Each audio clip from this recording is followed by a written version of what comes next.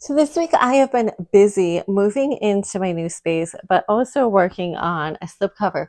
So I just wanted to hop on and share about putting on the cushion covers and just a photo of the couch after it's already done.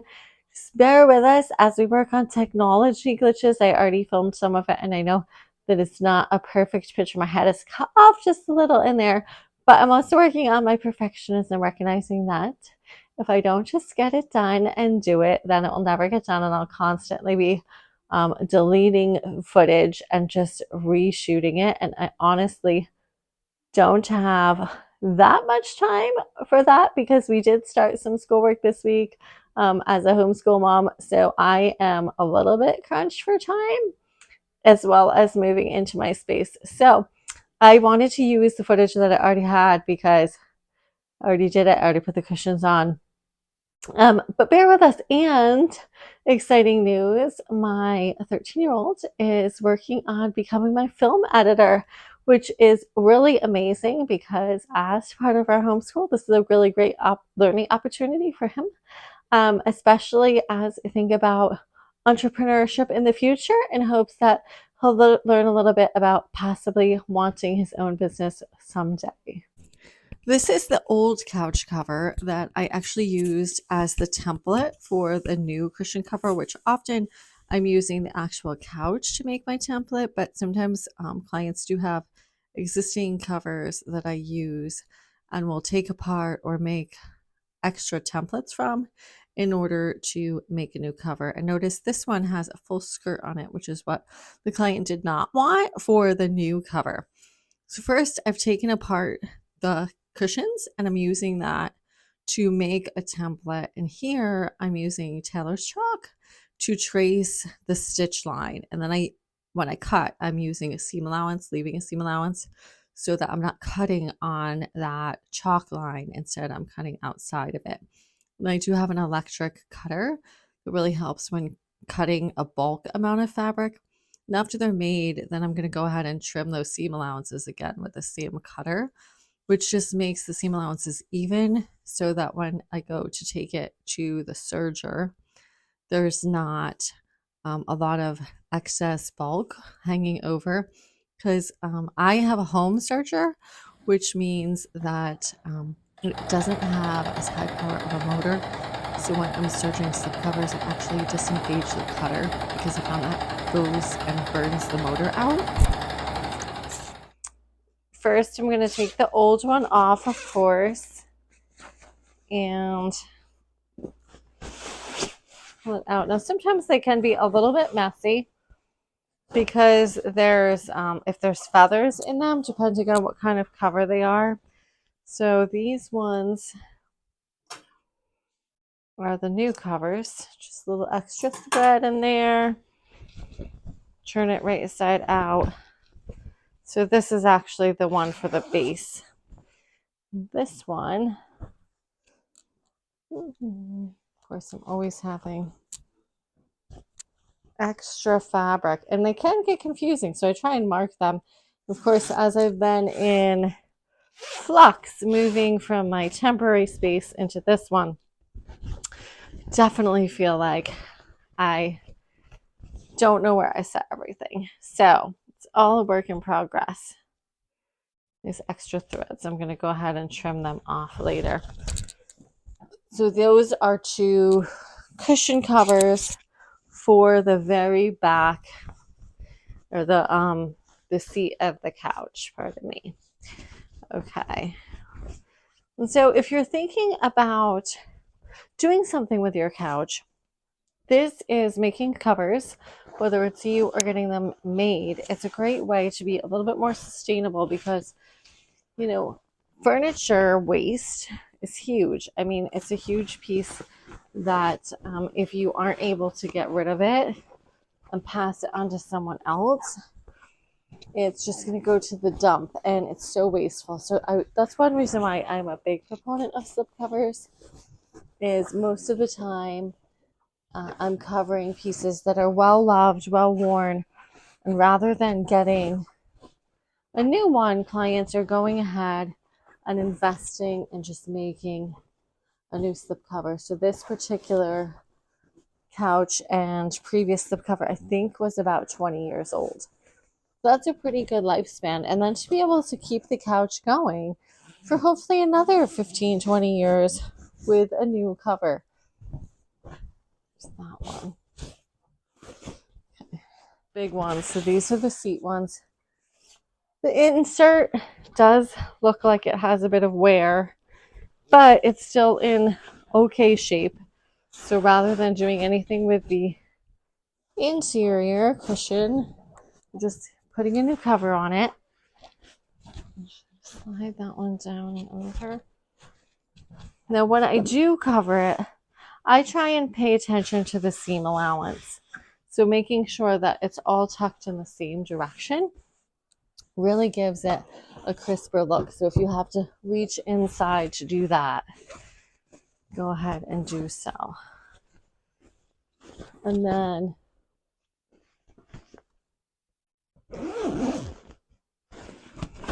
the zipper starts very far on the side so that it gives it the added width for you to be able to insert the cushion rather than just making the zipper on the back, which makes it a whole lot harder to get the cushion insert inside.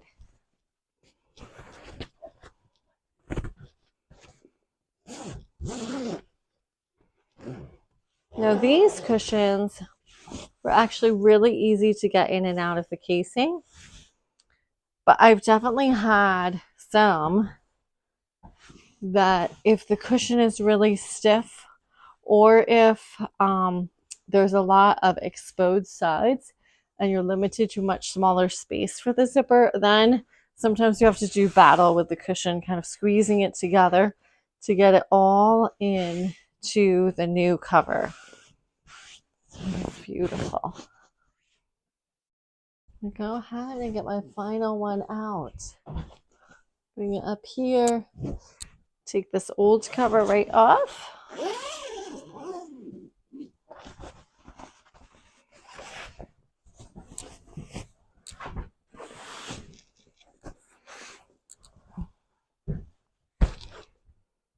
And put the new one on again. Oops, it'd be really good if I turned it right side out.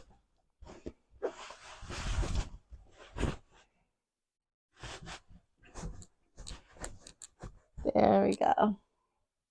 So I hope that this gives you just an idea of like thinking about what it would be like to change up your own couch, your own home. If it is in disrepair, you know, you have a piece of furniture that's in disrepair, slip covers are not impossible. And if you have some basic sewing skill, especially cushions are literally just squares. Then you put piping and this box panel. And so they're not that difficult. But I do think that some people, you know, if you've only sewn clothing or patterns, then making your own slip cover just might seem like a different beast, but it's really not, because it is all sewing and it's all straight stitches as well. There we go. So those are the cushions for this couch. Just going to keep going along and trimming them out. So today I'm working on some cushion covers that I had made new covers for. So this is an old pillow. I'd already taken the cover off of it. And as you can see, my workspace is getting there. It's not quite done. I have some stuff moved in, but not everything is ready yet. So let's see if I can find. Okay, so here's my other cover for this one. So this particular couch was, it had 6 cushions, and it was also a sleeper couch, which just made it a little bit interesting to put on the arms and the base, because of course you're going to need to be able to get it off. So for instance,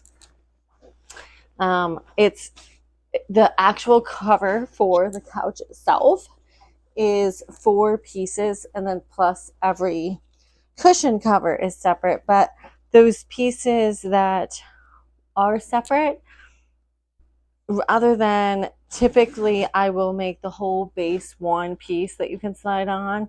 So this has like either arm has a piece, then the front is a panel, and the back is going to be a panel.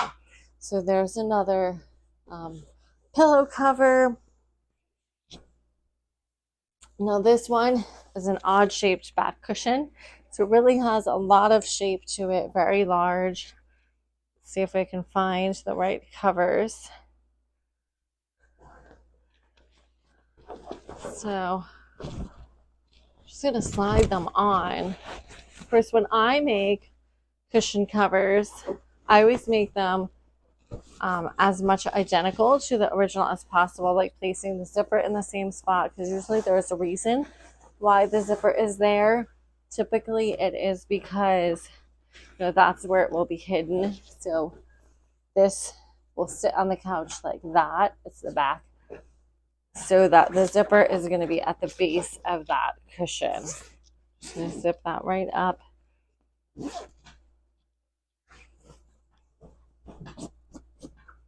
Beautiful. And then if I do have any threads showing through, I'll just go ahead and trim them off before delivering it or putting it on.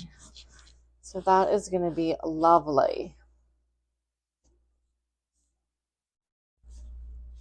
Here we have the old cover and the new cover side by side, and you'll see how the new cover does not have the same skirt that the original cover had. One of the challenges that I ran into with this project was that because the original cover was pleated, when I measured for the new cover, I felt like it didn't come out quite as tight as I would like it to be, meaning there's a little bit extra fabric in the front of this skirt. So that's just one thing that I would do to improve in the future, because rather than making everything look perfect, I try and be realistic and think about how I can improve in things. But overall, it does look really good, and the client was super happy with it.